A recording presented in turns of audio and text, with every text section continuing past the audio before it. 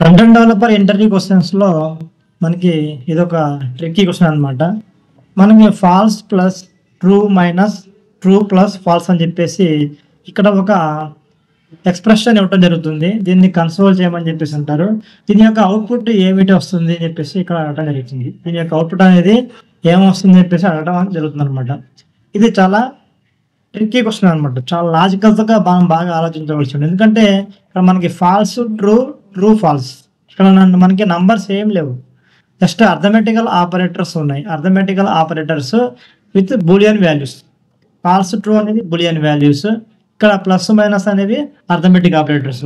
ఈ arithmetical operators with Boolean వాల్యూస్తో మనం చేసేటప్పుడు మనం ఎప్పుడైనా సరే ఒకటి గుర్తుంచుకోవాలి. ఇక్కడ ఫాల్స్ అంటే 0, ట్రూ అంటే 1. ఫాల్స్ అంటే ఇక్కడ అర్థం ఏంటి, ఇక్కడ మన అర్థమెటికల్ ఆపరేటర్ని ఆపరేటర్స్ ఉపయోగించి మనము ఆపరేట్ చేస్తున్నాం అనమాట.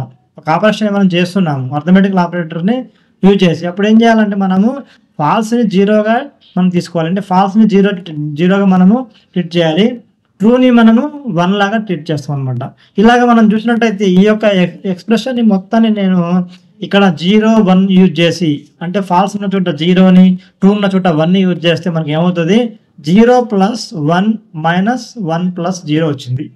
ఫస్ట్ మనకి జావాస్క్రిప్ట్ అనే ఎక్స్ప్రెషన్ ఎలా ఉంటుంది, టాప్ టు బాటమ్ ఉంటుంది మరియు లెఫ్ట్ టు రైట్ ఉంటుంది. చూసినట్టయితే ఫస్ట్ లెఫ్ట్కి వస్తే, లెఫ్ట్ టు రైట్ పోయినట్టయితే మనకి 0 + 1 ఏమవుతుంది, 1 అవుతుంది. 0 + 1 ఏమవుతుంది, 1 అవుతుంది. తర్వాత మనకి ఇక్కడ -1 చూడండి, ఇక్కడ 1 వేసాం, 0 + 1 1 వచ్చింది. ఈ 0 + 1 అనేది ఇక్కడ 1 వచ్చింది. తర్వాత -1 + 0 అవుతుంది, అంటే తర్వాత -1 వేసాం, -1 తర్వాత +0. ఇప్పుడు మళ్ళీ లెఫ్ట్ నుంచి మళ్ళీ రైట్కి మళ్ళీ వెళ్తే 1 - 1 అంటే +1 - 1 ఏమైంది, 0 అయింది. 0 + 0 అంటే 0 + 0 అంటే మనకి ఏమొస్తుంది, 0 వస్తుంది. ఇలాగా ఈ యొక్క మన ఎక్స్ప్రెషన్ని మనము క్యాల్కులేషన్ చేయవలసి ఉంటుంది. అర్థమెటిక్ ఆపరేటర్స్ ప్లస్ బూలియన్ వాల్యూస్తో మనము ఏమన్నా ఆపరేషన్ చేస్తుంటే ఇలాగ మనము క్యాల్కులేషన్ అనేది చేయవలసి ఉంటుంది. ఫాల్స్ అంటే 0, ట్రూ అంటే 1, అది మనం గుర్తుపెట్టుకొని దీనిని చేయవలసి ఉంటుంది. దీని యొక్క అవుట్పుట్ చూసినట్టయితే మనకి ఏమొస్తుంది అన్నట్టుదే 0 వచ్చింది. మనకి 0 అనేది అవుట్పుట్ అనేది వచ్చింది అనమాట.